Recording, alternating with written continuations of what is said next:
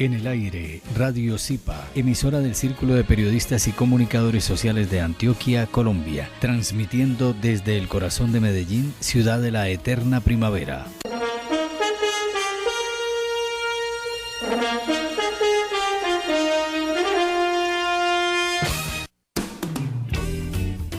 ¿Por qué enfermamos? Programa en el que tratamos aspectos de todo lo que implica el bienestar social y humano, cuerpo, mente y espíritu. Conduce y dirige el doctor Fernando Calle, psicólogo social y psicoanalista. Escúchelo todos los martes de 10 a 11 de la mañana en Radio Zipa Estéreo. ¿Por qué enfermamos? Muy buenos días, estamos de nuevo en el programa ¿Por qué enfermamos? Hoy tenemos un invitado especial, Andrés, buenos días. Buenos días, Yesenia. Buenos días, Andrés, buenos días, doctor, y buenos días a todos los oyentes. Abraham en la conducción del programa, muchísimas gracias. ¿De qué vamos a hablar hoy, Yesenia? Bueno, les traigo un programa especial que hemos estado craneando desde estos días, y es la enfermedad social. Hemos hablado aquí de la enfermedad del cuerpo, hemos hablado de la enfermedad planetaria, hemos hablado de la enfermedad social, pero yo creo que nos falta profundizar mucho sobre los aspectos que determinan y profundizan las crisis sociales. ¿Qué pasa cuando se generan las crisis sociales? ¿Dónde nos inscribimos o por qué nos inscribimos en un tipo de frecuencia que otros han creado para nosotros y creemos que solamente podemos vivir desde allí? Entonces la enfermedad social, óigase bien, para que demos puntadas de entrada, están basadas en la implementación de los antiguos estereotipos. ¿Cuáles estereotipos? Los estereotipos institucionales, aquellos que han generado la realidad para nosotros. Es decir, no en vano tenemos un Estado, no en vano tenemos iglesia, no en vano tenemos ciencia, no en vano tenemos economía, ¿sí? El Estado se forma a partir de la conveniencia de la economía. Es decir, el Estado es producto de una generación de intereses que ayudan a regular los ciclos y las instituciones sociales para que produzcan un efecto que en nuestro tiempo se llama capital. ¿Cómo generar capital? Si ustedes quieren profundizar estos temas, pues léanse el 18 Brumario de Luis Bonaparte de Carlos Marx, El Capital de Carlos Marx, y se darán cuenta que él está justamente estudiando la economía como un determinante social que genera las otras tres instituciones. Es decir, ¿qué fue la economía para, dijéramos, la humanidad hace 5.000 años? Era el movimiento de la producción agrícola. ¿Qué es la economía hoy en día? El movimiento de las mercancías y los bienes de producción, ¿sí?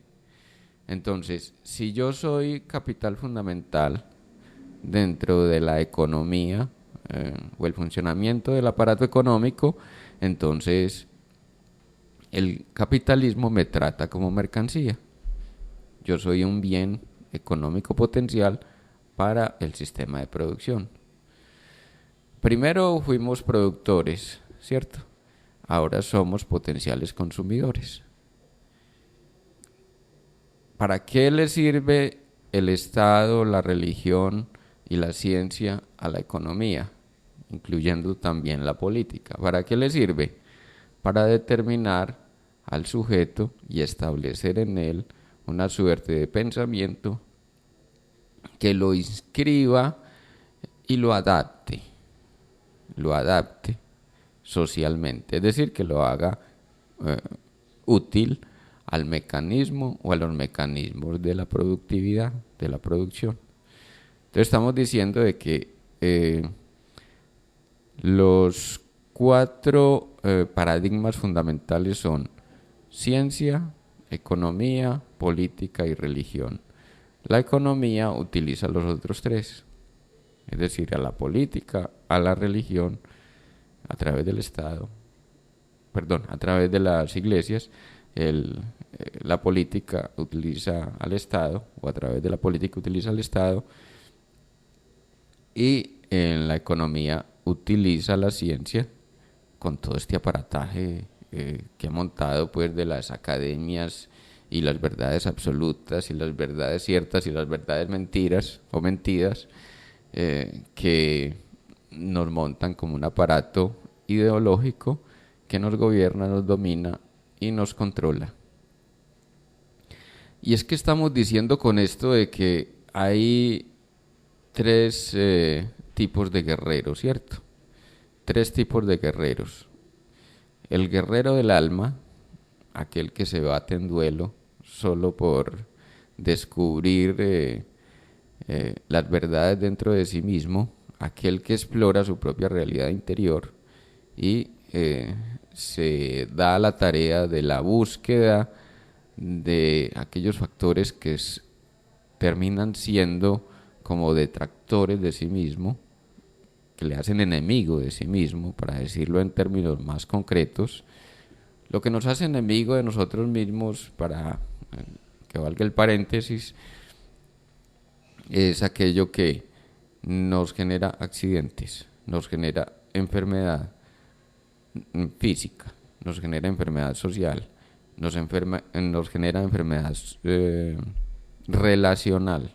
Es decir, las enfermedades sociales son enfermedades relacionales y se fundamentan, ya decíamos, en unos esquemas infantiles que tienen que ver con la familia, ¿cierto? ¿Cómo me ubiqué yo dentro de la familia? ¿Cómo me sigo ubicando dentro de la sociedad? En la familia había un padre, una madre y obviamente un hijo, mínimamente éramos 3. Entonces se generó el triángulo edípico que nombra Freud. Entonces a esas 4 instituciones están reguladas desde el inconsciente por el triángulo edípico. Entonces diríamos que todas las instituciones son derivaciones, esos 4 estereotipos están basados en el estereotipo familiar, ¿sí? ¿Cómo que el estereotipo familiar? Entonces, miren, ¿qué hay en la familia? Una jerarquía. El padre,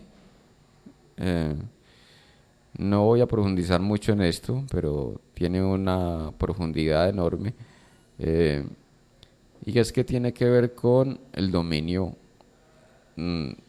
del patriarca, ¿cierto? El patriarcado es una forma de organización social que da origen a la familia tal y cual la conocemos, ¿cierto? Entonces, el padre tiene el dominio y el control sobre los hijos y sobre la mujer o las mujeres, porque hace 2000 años pues no eran una mujer, sino que eran la mujer propia, más las concubinas, más las la amiguita. Más las arrimadas, más las del servicio. Exacto, tenía hasta la ñapa incluida. Exacto. Luego ya pues fue por la regulación católica que se introdujo la monogamia, ¿cierto? Pero ya el catolicismo ya sabemos que se genera es a partir de el 325 después de Constantino el Grande. Entonces más o menos hace 1600 años se generó la familia tal y cual la conocemos, y eso dio origen entonces a una forma de organización de los 4 paradigmas que ya nombrábamos. Entonces, la religión, ¿cierto? ¿Cuál es el triángulo religioso? Hay un hijo de Dios, que es cualquier parroquiano. Ese hijo de Dios, para poder acceder a Dios, entonces tiene que poner un intermediario. ¿Quién es el intermediario? El sacerdote. El sacerdote es el que ejerce, el que hace rituales. Pues en otros términos, sacerdote es aquel que está dotado para hacer o interactuar con lo sagrado, ¿cierto? Más o menos fue en ese sentido que se generó. Quiero decir, se generó el concepto y se generó la particularidad de lo que significa ser sacerdote. Entonces, resumamos. Hay un Dios y ese Dios es la verdad, ¿cierto? Entonces yo, para acceder a ese Dios, tengo que aceptar que hay un mediador. Ahí está el triángulo. Sí, el Dios, el mediador que seríamos, perdón, el sacerdote y nosotros. Ahí Exacto. se formó el triángulo. La política. Hay un poder en ti, pero para acceder a ese poder, tú tienes que poner a un intermediario, alguien que ejerce el poder por ti, porque se supone que tú no puedes tener poder por ti mismo o por ti misma. Entonces te sumas a una concepción política y bueno, es a través del líder que vas a acceder al poder que te otorga ese poder que ya está alienado de por sí, porque ya renunciaste a un poder. Entonces acceder a la verdad del poder que hay en ti significa poner a un intermediario, es decir, un Mesías, un Redentor, que luego se traduce en un señor que llamamos líder político, ¿cierto? Entonces ahí tenemos nuevamente el triángulo. Luego hay otro triángulo en la economía, que es que tú eres en tanto tienes. Tú, tener y poder. Tú tienes y eres. Es decir, tú tienes para poder ser. Ese es el triángulo. ¿Cómo nos regula la economía a través de ese paradigma? Pues que usted tiene que darse a la tarea de adquirir bienes y tener capacidad adquisitiva para poder ser dentro de la sociedad de consumo, la sociedad del capital.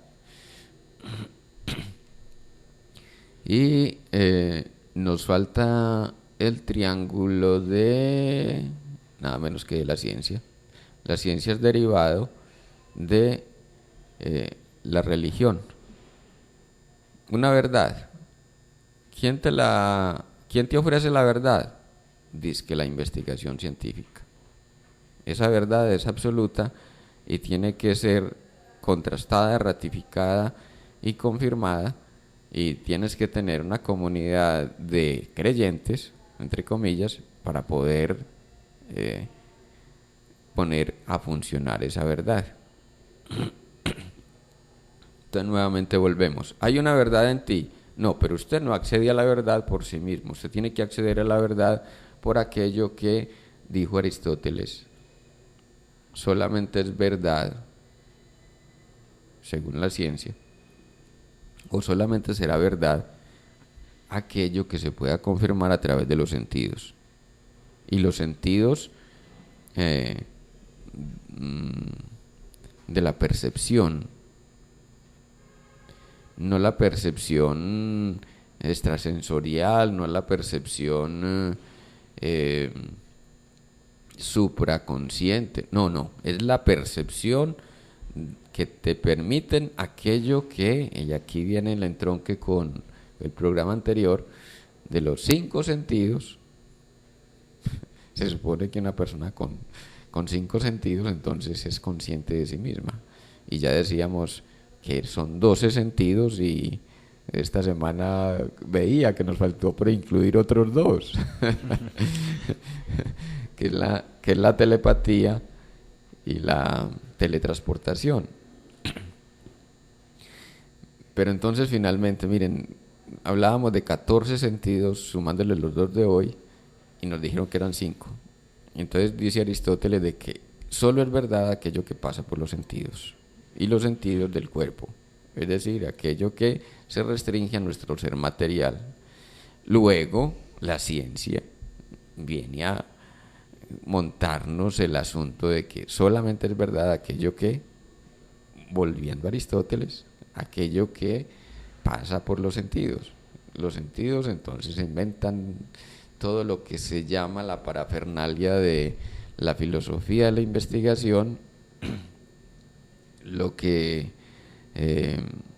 se ha dado también en llamar metodologías de la investigación, bueno, toda aquella cantidad de cosas que la academia ha inventado para tergiversar un poco más el asunto y hacértelo más complicado, porque tú no tienes derecho a una verdad, y esa verdad, si tienes derecho, tienes que pagar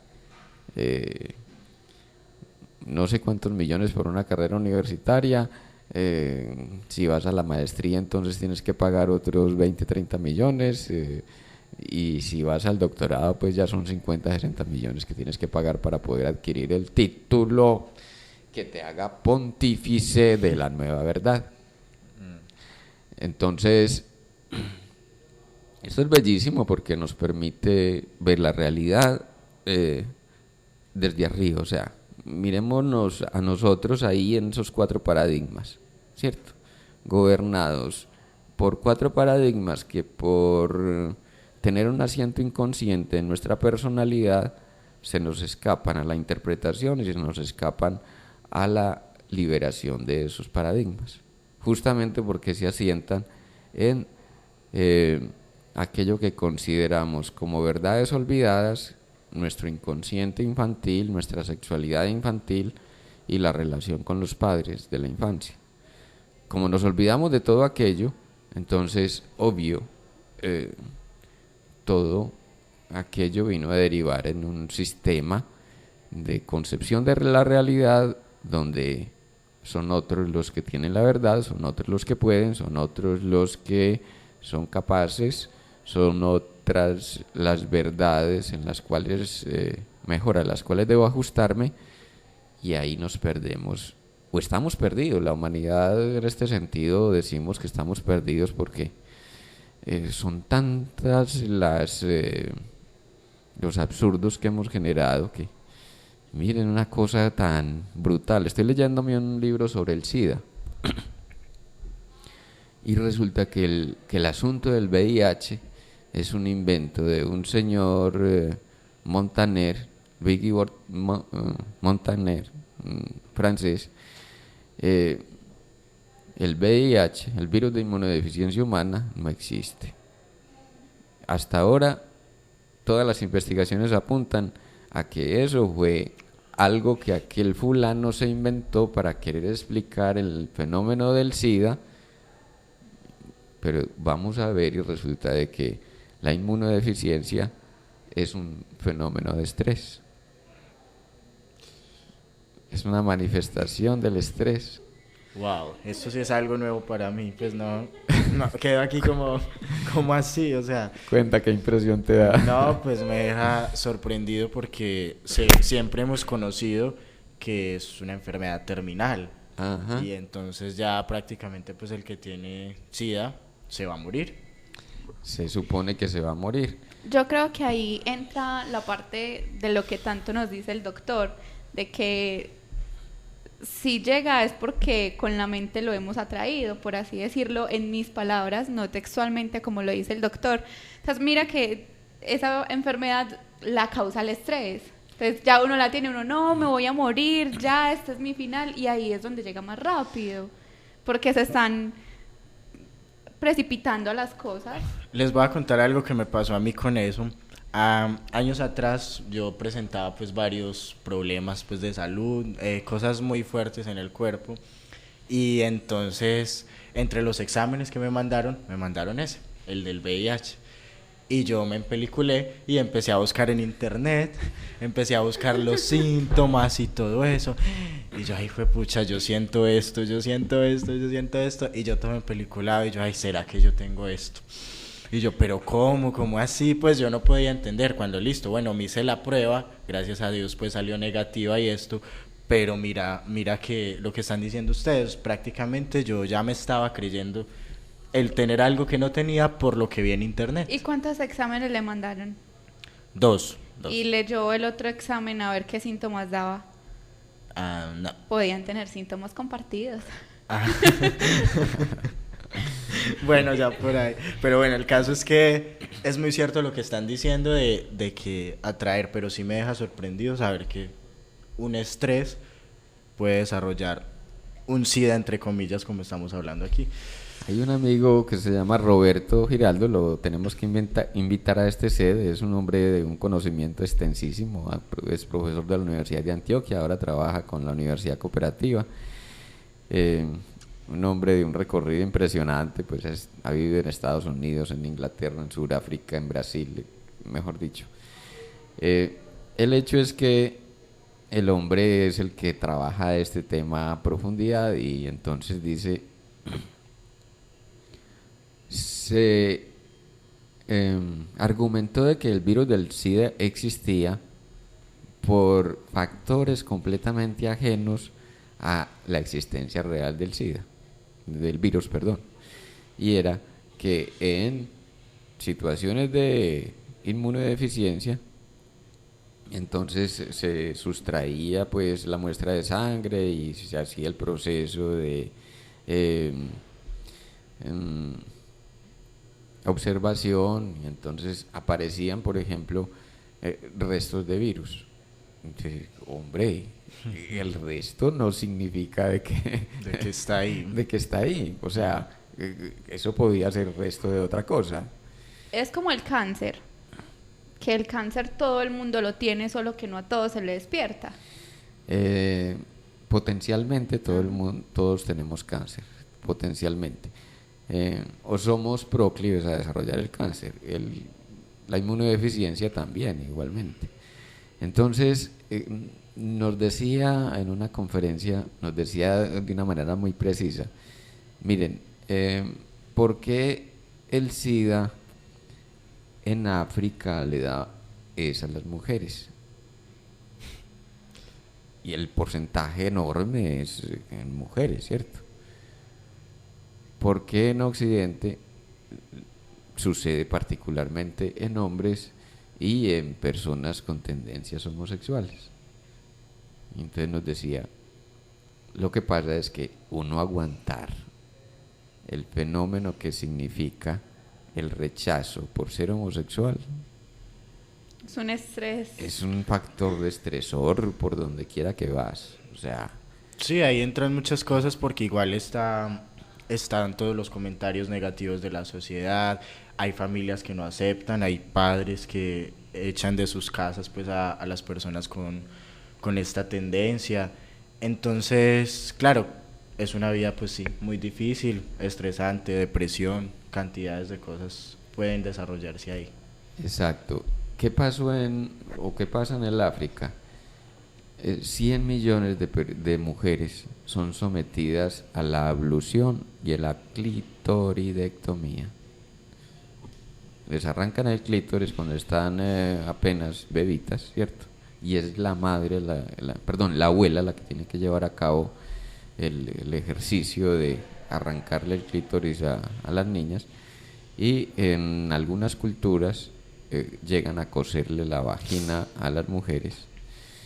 Les invito a que se vean una película de ¡Qué dolor! Yesenia, imagínate en ese caso. Ay, no, Jesús. Gracias. Imagínense. La cara del doctor. Pues es que pues hasta yo no soy mujer, pero sentí como ese dolor ahí, uy, como que le cosen a un tremendo. Doctor, nos iba a recomendar una película. Me da un escosor, muchachos, porque sí pude haber llorado yo. Ay, no. ¿Con la película o con la situación? Me sudan las manos. Con la situación, o sea, yo sabía del fenómeno, pero no lo había visto tan palpable como lo presentan en una película que se llama La Flor del Desierto.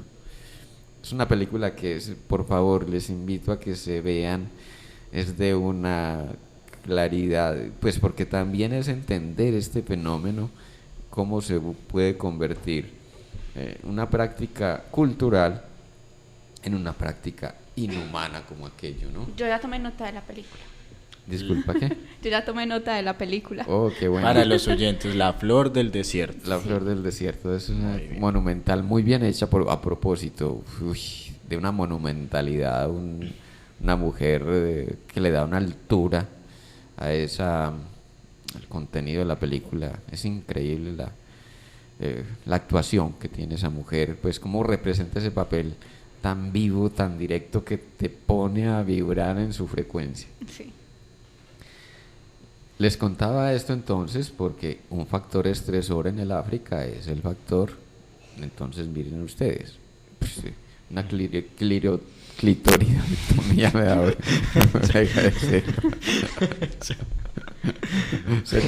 se me enervia la lengua. Se le clitorizó la lengua, no sé qué le pasó ahí. Se me enervia la lengua. Es que el hecho de hablar de esto ya hace que la lengua no funcione como tan normal. Sí, porque esto es terrible, pues uno no se puede imaginar que una cosa de estas pueda ocurrir. Sobre todo pues para la concepción que uno tiene, el sentido de humanidad que manejamos, digo yo, tan elevado pues del respeto por la humanidad. Entonces les contaba esto es porque estamos hablando que la ciencia, entonces hasta dónde los asuntos de la ciencia se convierten en ideología. ¿En qué se convirtió finalmente el SIDA? En un caballito de batalla de los moralistas. Cuidadito con las relaciones anales, cuidadito que es que se revientan las fisuras de el ano y entonces hay sangrado y ese sangrado ya viene infestado. Qué belleza. Y entonces usted tiene que utilizar condón. Y entonces aquí le tengo la receta perfecta, utilice condón. Y entonces están utilizando el condón como una mercancía que se la venden a los gobiernos. Oiga, incluso no se la venden a las personas, la venden a los gobiernos. Dice que para evitar la epidemia. Evitar la epidemia. ¿Saben una cosa? Uno de los países más proclives en el mundo a contraer estados de estrés y de nerviosidad es el estado Colombia. Nuestro país Colombia, ¿cierto? Nuestro país, no lo llamemos estado, que el estado es el remedio que se inventaron allá los señores padres de la patria. Llamémoslo país Colombia, ¿cierto? Tenemos todos los factores estresantes. Miren, aquí ocurren desde las tragedias más simples hasta las más complejas. Ya hemos nombrado pues el grado de complejidad de esta sociedad. Sin embargo, tenemos un factor que, siendo de los primeros candidatos en el mundo a contraer SIDA, inmunodeficiencia por estrés, tenemos el mejor inmunizante del mundo. ¿Saben cuál es? No, yo quiero saber cuál es. El mejor inmunizante es esto que estamos haciendo, reírnos. Ah, caramba. El humor como el factor que eleva las defensas del organismo y ayuda, obviamente, ayuda a la convivencia, ayuda a la... Aquí sucede algo pues terrible, que es que lo llevamos al extremo, ¿cierto? Nos tomamos el chiste como defensa frente a todo y entonces nos sucede una cosa terrible, que es que nos olvidamos de los problemas a través del chiste o convertimos en chiste las tragedias más terribles Y luego esas tragedias lo que hacen es repetirse porque nos olvidamos de ellas, ¿sí? Es decir, de un lado estamos muy chévere, muy, como diríamos en México, Hablamos del país que es. México lindo y querido, mis cuates. Neta, güey, estamos en la onda. Lo más chido es la onda. Así es, carnalito. Lo más chido. Seña, güey, te estamos esperando, neta. No, yo no me les sumo a participar. Háganle tranquilos, yo los miro. Lo más chido de la onda es que nosotros tenemos ese factor del humor como forma de superar las dificultades y confrontarnos con lo más absurdo. Y un solo acontecimiento da memes mínimo 3 semanas. Ajá. Ahí tenemos para reírnos en cualquier red social un mes completo. Es real, aquí volamos con eso, con memes y con sacarle chiste a todo. Aquí es un país donde, no sé, tenemos el espíritu de payaso, será o no sé, pero a todos le sacamos la recocha. No, y qué bueno que sea así, muchachos. Y para los oyentes y para quienes nos escuchan, nos siguen en YouTube y en Facebook, qué bueno que podamos reír. Yo creo que la divinidad, la verdadera divinidad se vive en alegría. Porque acuérdense una cosa, el amor es alegría, abundancia y belleza. Si hay belleza, hay alegría. Si hay abundancia, hay alegría. Y si están las 3 juntas, a María, como completo. Estamos completos, ya. Hay una frase muy bonita que existe hace muchos años y quien pasa un día sin reírse es un día que perdió. Entonces miren creo cómo... que lo dijo, qué pena Andrés que me talló la palabra así, pero creo que lo dijo Charles Chaplin. Charles Chaplin, un gran actor. Sí. Entonces la invitación es esa, hay que reírse todos los días de la vida para que no sea un día perdido. Y riámonos de la peor tontería. Aprendamos a reírnos sobre todo de nosotros mismos. Es cierto, mejor. Yo no sé si a ustedes les pasa, pero por lo general cuando yo me caigo, yo lo primero que hago es reírme. Usted es el primero que se ríe. Sí, para evitar que otros me gocen. Yo ya estoy riéndome y ya. Y uno se queda como en el piso esperando que se le pase la risa y que otro venga y le ayude a pararse para después quejarse del dolor.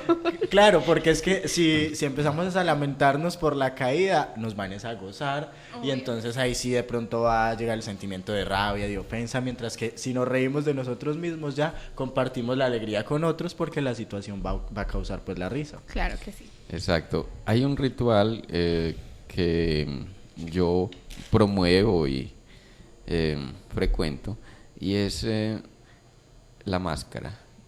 Ponernos una máscara y mirarnos frente al espejo y ponernos a hablarle a la máscara y ojalá nos inventemos la máscara más lo peor, o sea, aquello que consideramos más horroroso, más fastidioso, más lo que, o sea, esa máscara que nos traiga lo inimaginable, que nos horroriza o que nos fastidia, y que nos miremos así, o sea, porque nos permite mirarnos desde afuera. Yo no soy la máscara, yo soy el que está hablando detrás de la máscara. Entonces yo no soy esta máscara, es decir, este cuerpo mío es una máscara. Finalmente, lo que nos permite entender la máscara es que esta máscara que yo revisto es un atuendo pasajero. Y si yo no me río de esa máscara, pues entonces voy a pasar por la vida como generando factores de estrés. Estoy diciendo con esto no que haya que reírse como factor impositivo, inquisitivo, sino como factor desestresante y factor de bienestar. Miren, podemos tener la peor alimentación del mundo, podemos tener los factores más estresantes como en Colombia. ¿De qué cosas no tenemos que lamentarnos en Colombia? Y sin embargo, miren, aunque hay un 35% según diagnósticos del Ministerio de Salud Pública de Colombia, personas en situación crítica o propensión crítica del 35%, sin embargo, hay una especie de normalidad donde hacemos de la locura algo discreto o algo jocoso, ¿cierto? Y con el chiste, y tenemos las matas más bonitas de humoristas, ¿cierto? Pónganse ustedes a nombrar el Águila Descalza, John Jairo Pérez. Aquí enfrente estoy viendo uno de Risa Loca, que es también uno de nuestros humoristas reconocidos. Ajá, el Manicomio de Vargasville.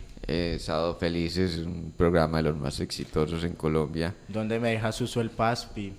Ahí tenemos talento en el humor aquí en Colombia. Pero miren lo bueno, somos el país más propenso al estrés, pero nosotros mismos nos proporcionamos la cura.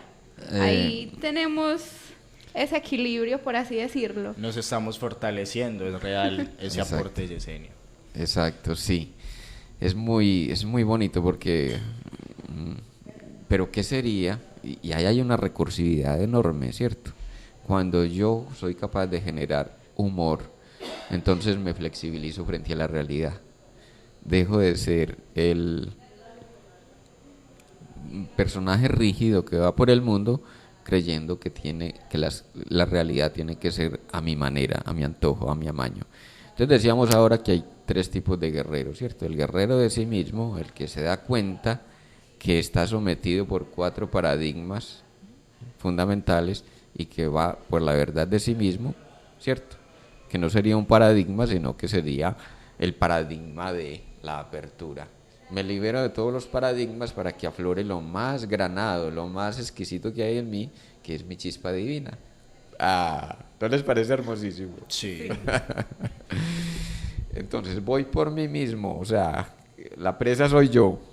A ver qué pasa conmigo, a ver. El objetivo soy yo y aquí no importa nada más. Importa todo porque yo importo. Bueno. Importa todo porque yo importo. Eso es bellísimo. Aprendo a respetarme, exijo respeto porque aprendí a respetarme. Y obviamente voy en respeto con cada cosa que me rodea, coexiste. O sea, ahí entra de que todo empieza por mí para luego poderlo transmitir. Hermoso, sí. Exacto. Primero transformo mi mundo y después transmito eso que transformo. Si yo aprendo el ejercicio de la máscara, si yo aprendo a reírme de mí mismo, entonces ya voy por el mundo y... Yo no sé si a Yesenia, pero a mí ya me están dando ganas de hacer ese ejercicio. Muy chévere. No sé, en pelicularse uno de hacer una máscara bien horrorosa y sí, muy genial. Pues no sé, Yesenia, si te suena. A mí me suena mucho. Claro. Esta noche que me espere el espejo porque me va a quedar un rato ahí parada. Te vas a convertir en la máscara. Sí, ya. Entonces, la ando maquinando. Exacto. Entonces, miren, nos estamos liberando con la máscara, eso es bellísimo. Nos estamos liberando de aquello que creímos como que era la identidad absoluta. Relativizo mi propia identidad y le doy otro carácter. Es decir, pues, qué tontería, es que esto es transitorio. A ver, la cana que tengo hoy, mañana será polvo.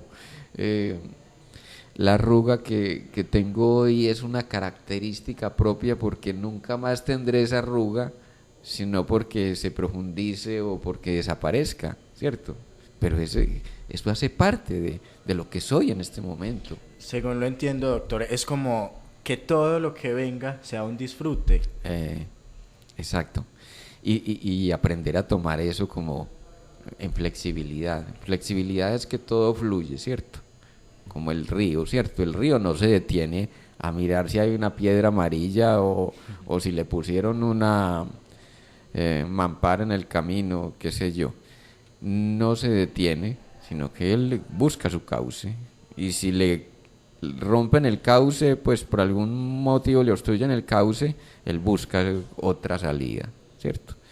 Entonces, más o menos es eso, ¿cierto? Que nosotros hemos hecho de nuestro propio yo esa presa que nos apresa, y quedamos convertidos en presos.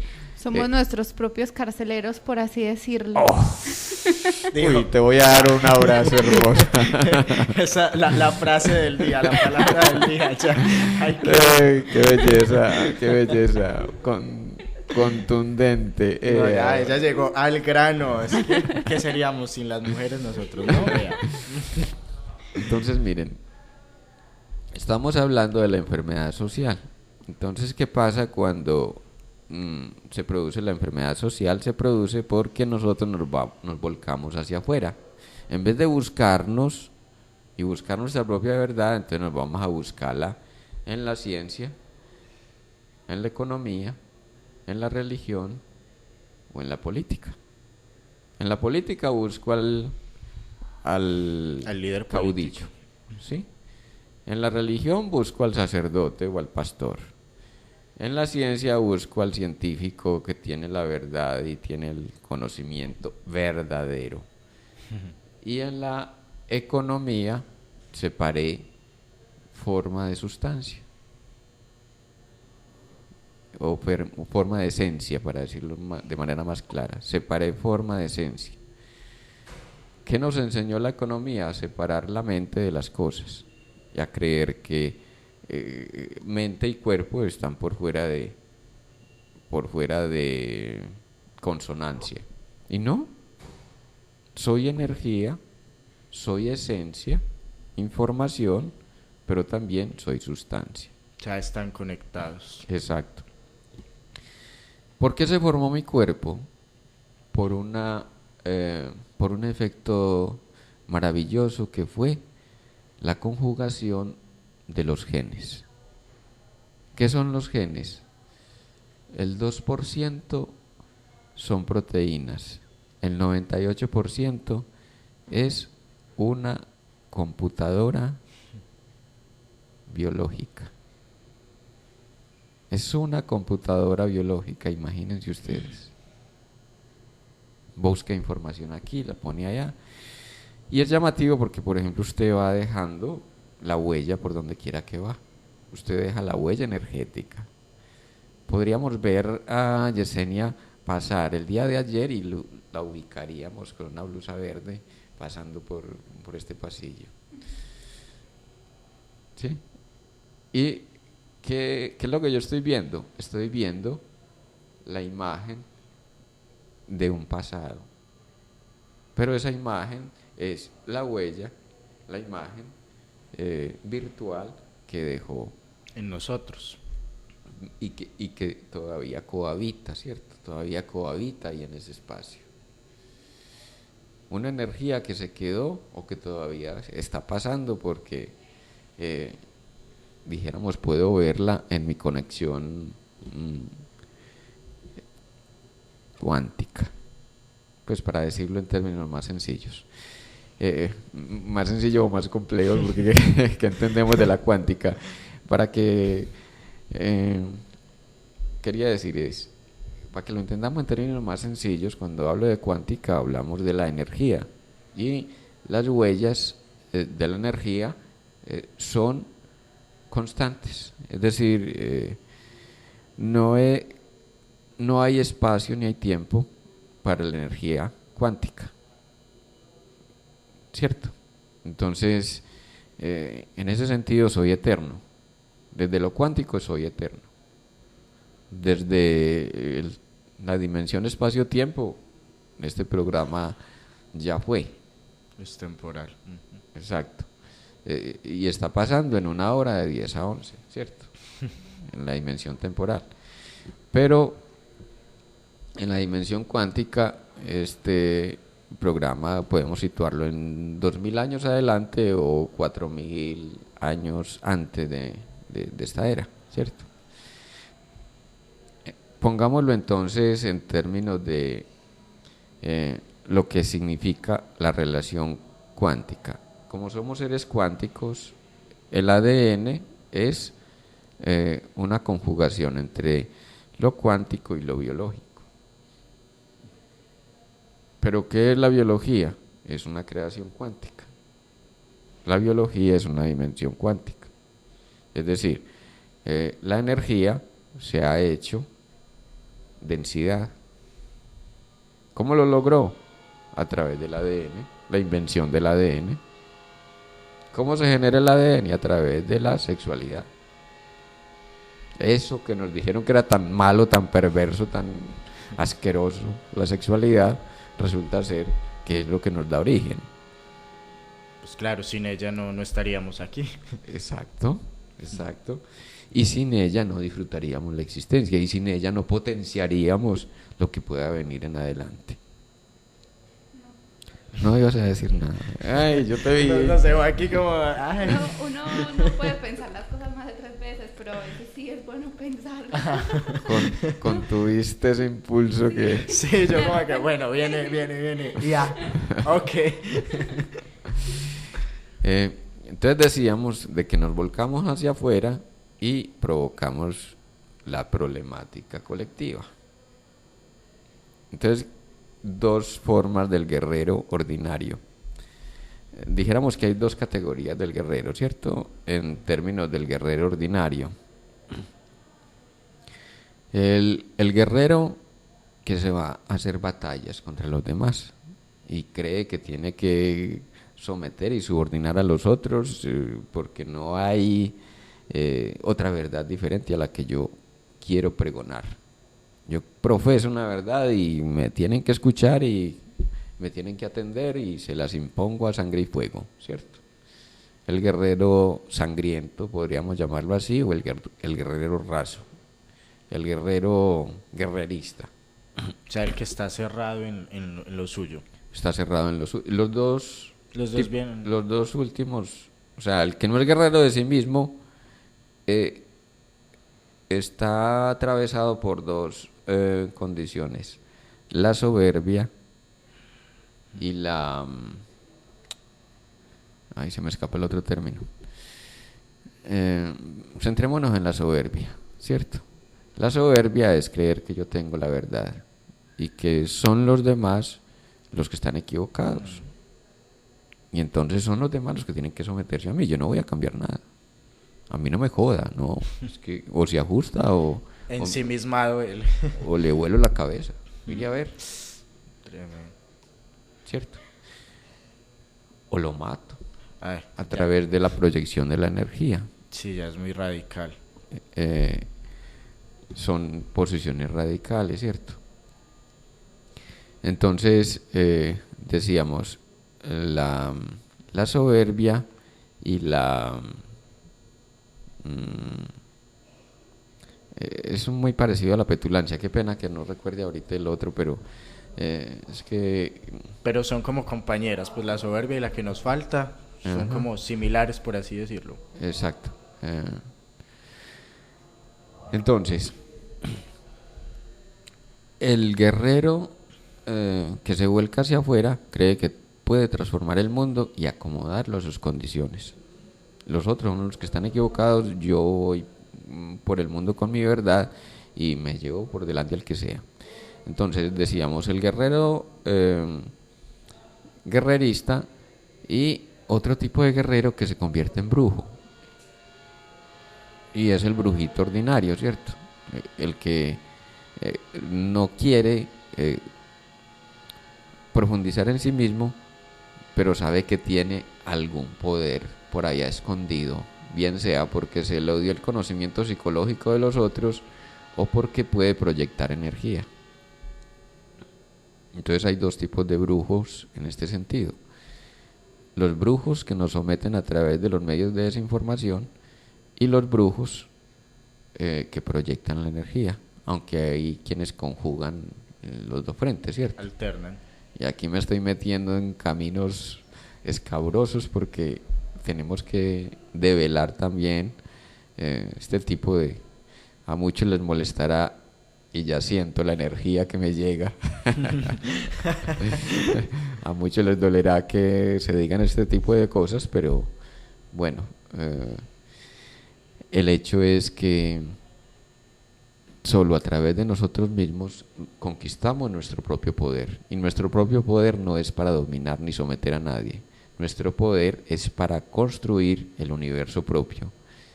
Y nadie, óigase bien, nadie, absolutamente nadie es propiedad de nosotros. Quienes quieran controlar a los demás, pues que se vayan a otra parte, pero nosotros tenemos que aprender a decir no. Claro, porque es que el objetivo de esto es aprendernos a controlar nosotros y no controlar a otros. Exacto. Entonces, decíamos que los medios de comunicación, digo incomunicación, subrayo incomunicación, porque han aprendido que a través del terror manipulan a la gente. Dos formas de terror: los sistemas de prevención de la inseguridad, prevención de las enfermedades, prevención de las epidemias, prevención del terrorismo. Todos son discursos del mismo disfraz. Claro, y esto es lo que hace que entre nosotros se genere un temor. Ajá, exacto. Son matices del mismo disfraz. Entonces, yo te quiero para mis propósitos, te resto. Miren ustedes, es un principio iniciático. Como usted no va para ningún lado, entonces yo le pongo el destino, el propósito. Usted, el mequetrefe que no se da cuenta, discúlpenme, qué pena que hable así, pero con todo el respeto, y es para que nos miremos irónicamente y nos riamos también de nosotros mismos, los mequetrefes que somos. Como usted es un mequetrefe que no sabe para dónde va, ni le ha puesto rumbo a su existencia, venga, yo se la pongo. Entonces, venga para mi ejército, venga, yo le doy el empleo que usted necesite, me trabaja 14 horas diarias porque usted, pues, lo que necesita es sobrevivir. Venga, yo lo adoctrino porque es que usted no ha reconocido su propia divinidad. Venga, yo le digo que su Dios es este que yo le voy a inculcar, porque no hay Dios diferente a Alá, a Buda, qué sé yo, cualquier Dios que ustedes quieran, Mitra, lo que ustedes quieran nombrar. La política, volviendo a la política, no hay otro que le vaya a dar lo que yo le estoy ofreciendo. Mire que le doy la platica para el mercado, mire que le estoy dando la limosna para los viejitos que no tienen, y de eso se ha servido la pseudodemocracia actual, ¿cierto? Que nos dan el costalaito de papas para obtener el voto, y mientras tenemos la papita, entonces, dígame por quién hay que votar, pero luego no nos damos cuenta que estamos eligiendo los mismos. Claro, ellos con las mismas. Se están lucrando de las necesidades del necesitado, valga la redundancia. Ajá, exacto. Entonces, es ahí donde los brujos más potentes están operando, ¿cierto? A través de los medios, están utilizando la información y los medios de desinformación. Los medios tecnológicos están siendo utilizados para ganar la energía de la mayoría de la población. Esto que estoy diciendo es demasiado delicado. Va en pro de la humanidad, más en contra de las formas de manipulación que hasta ahora los sistemas han construido para nosotros. ¿Dónde vamos a vivir? Vamos a vivir en la realidad que creemos, en consonancia con el respeto por el planeta, por nosotros mismos, por el semejante. Entonces, lo que estamos intentando proponerle a la humanidad es el gobierno de sí mismo. Y el gobierno de sí mismo se conquista por la quinta vía que ya les comentaba. La quinta vía es a través de mí mismo. Hay un segundo tipo de brujos que ya ustedes de pronto los conozcan y que son más tildados, más perseguidos, obviamente porque no tienen sistemas jurídicos que los amparen. No tienen sistemas jurídicos. Están desamparados totalmente. Miren, está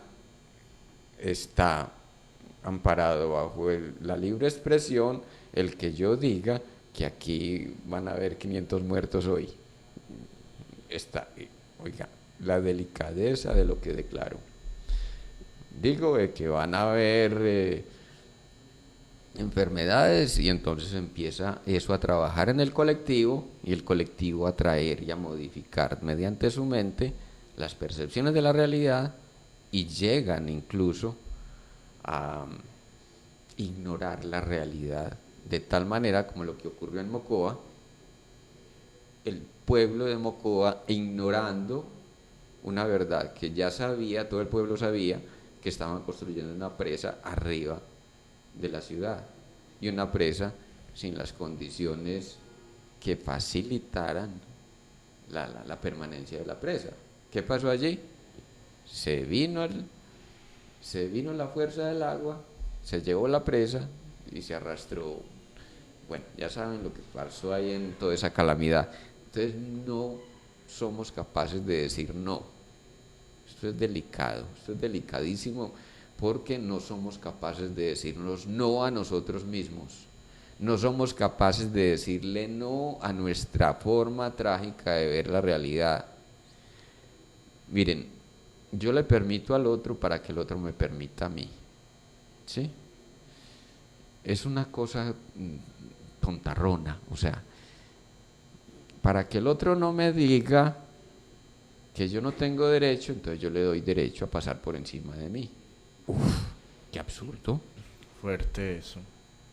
Entonces, como no aprendimos a decir no, entonces dejamos que las transnacionales, que los gobiernos de turno, que la banca internacional, que los intereses corruptos vengan y se apropien de nuestra tierra, de nuestros sistemas de producción, etcétera, etcétera. Y ahí permitimos y tenemos una cosa muy tremenda en Colombia, porque los primeros que no saben decir no y no se saben decir no a sí mismos son los que elegimos como gobernantes de turno. Resultan siendo los peleles de la banca multilateral, los peleles de los intereses foráneos, etcétera, etcétera.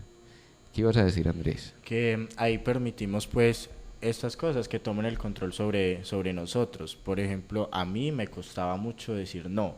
No quiero decir que ya no me cueste, pero ya en muchas ocasiones lo digo y se siente como ese fresquito o esa liberación, porque hay que aprender a decir no también en la vida, porque no todo puede ser sí. Exacto. No dijimos no cuando teníamos que decirlo, y luego se nos viene la tragedia y luego dice que nos declaramos víctimas de la realidad. ¡Ah! Tan de malas los colombianos, es que les pasa todo. Pendejos. Claro, porque pendejos, no saben decir no. Tuvimos la oportunidad no de saben decir poner no, límite. y ya Yesenia, hay que decir no, ¿cierto? Tuvimos la oportunidad de decir no y no lo dijimos a tiempo. Y estamos retrasados en aprender a poner límite. Aprender a poner límite. La humanidad carece de padre. Carece de padre. ¿Qué es el padre? Aquel que pone límite. Y el que pone límite direcciona. Miren, aquí estamos haciendo el papel de padres de la humanidad.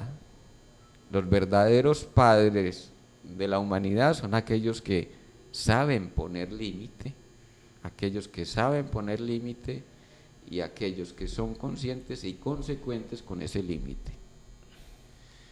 Yesenia, ¿vas a decir? Por favor. Yesenia nos ilusiona. Estás en blanco. Te vienes con un impulso y de pronto... Doctor, pero yo creo que sería bueno, sí, hacer como una recomendación para esas personas que les cuesta decir no, ya que decimos que es necesario que lo digamos, no. Sí, una recomendación fundamental es revisemos allí donde no nos dijeron que no, porque fue en la familia donde no aprendimos a decir no, fue esas madres sobreprotectoras que no nos pusieron límite y nos echaron a perder y nos están echando a perder. Discúlpenme, no estoy echándole la culpa a nadie. Estoy diciendo que son cosas que afectan, que son problemáticas, así como en África se está cometiendo la clitoridectomía, que es una amenaza para la humanidad, el bienestar de salutífero de la humanidad. Aquí también se comete otra práctica que es la sobreprotección. ¿Qué pasó con los indígenas? No supieron decir que no. Y cuando fueron a decir que no, ya se les habían apoderado de los reinos. Ya era demasiado tarde. Ya nos tenían sometidos y esclavizados. Entonces, ahora se trata de revisemos esos estereotipos familiares, por favor, que son donde se dan las bases fundamentales para construir una personalidad direccionada, porque hay un hecho fenomenal, y es que el deseo se construye en relación a aquello que está prohibido. No es lo que me permite o lo que me permiten lo que permite la construcción del deseo. El deseo lo construyo con base, a lo que me queda prohibido. ¿Qué es lo que queda prohibido para el niño? La madre. No, que es que yo quiero dormir con mi papá, y la mamá le abre el espacio, o sea, dormir a otra cama, o viceversa. Entonces, es para que revisemos este tipo de cosas que son prácticas sociales completamente dañinas. Y bueno, por aquí nos están diciendo corte. Se nos acabó el tiempo. Se acabó por hoy. Muchísimas gracias a los oyentes. Andrés, muchísimas gracias. Yesenia, Abraham, muchísimas gracias. Un feliz día para los oyentes. Hasta luego. Aquí finaliza ¿Por qué enfermamos? Con el doctor Fernando Calle Valencia, programa en el que tratamos aspectos de todo lo que implica el bienestar social y humano, cuerpo, mente y espíritu. Escúchelo todos los martes de 10 a 11 de la mañana en Radio Zipa Estéreo. ¿Por qué enfermamos? El Círculo de Periodistas y Comunicadores Sociales de Antioquia, ZIPA, invita a enviar sus trabajos y a postular candidatos a los 27º Premios ZIPA a la excelencia periodística en las siguientes categorías: mejores trabajos en prensa, televisión, radio, reporterismo gráfico, medio virtual, universitario, mejor medio alternativo, periodismo económico Humberto López López, periodista escritor, A una vida y el nuevo premio a la ética periodística Julián Pérez Medina, en homenaje a uno de los fundadores del ZIPA. Los trabajos deben remitirse a la sede del ZIPA, ubicada en la calle 52, número 4971, oficina 613 en Medellín. Desde el 1 de marzo hasta el viernes 24 de junio de 2017 a las 6 de la tarde. Más información de los requisitos y las categorías en el correo electrónico zipantioquia@gmail.com, en la página web zipantioquia.org o en los teléfonos 231-5933 o 511-9483. ZIPA, el gremio pionero de los periodistas de Antioquia.